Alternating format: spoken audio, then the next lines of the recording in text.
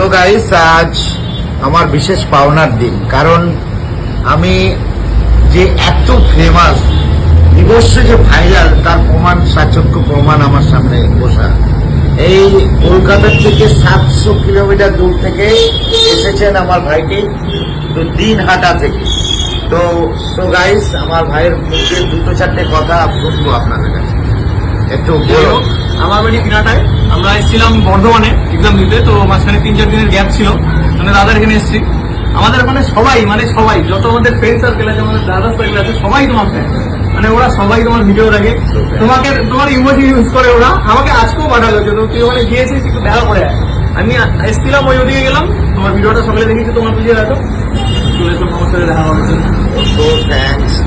কারণ আমি এই সমস্ত মানুষদের কাছে পৌঁছাই যে আমি স্ট্রেট ফরওয়ার্ড কথা বলি। অনেকে নিতে পারে, অনেকে তো সেটা নিতে পারে না। যারা নিতে পারে না তারা আমাকে ভুল বোঝে, যারা নিতে পারে তারা আমাকে স্যালুট জানায়। কারণ সেজন্য দিনহাটা থেকে, কলকাতা থেকে 700 কিলোমিটার দূর দিনহাটা থেকে আজকে আমার ছোট্ট একটা ভাই সেই এসেছেন। তো দিনহাটার সমস্ত এসেই ভিডিও কল করেছে, সমস্ত ফলোয়ার্স যারা আছে 3-4 জনকে ভিডিও কলে নিয়েছে। নেওয়ার পর আমি সেটা প্রমাণ পেলাম যে দিনহাটায় আমি বিভৎস ভাবে ওখানে সায়ন আচার্য নামে একজন আছে, ও তোমার সব থেকে বড় ফ্যান। ওকে একবার হাই বলে দাও, খুশি হয়ে যাবে। সায়ন আচার্য, সায়ন আচার্য, আপনাকে আমি থ্যাঙ্কস জানালাম।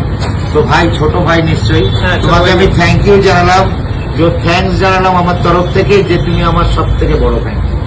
স্যালুট সর্বে পর্দার তরফ থেকে, দিক যে অরুণের দিকে তার পর্দার তরফ।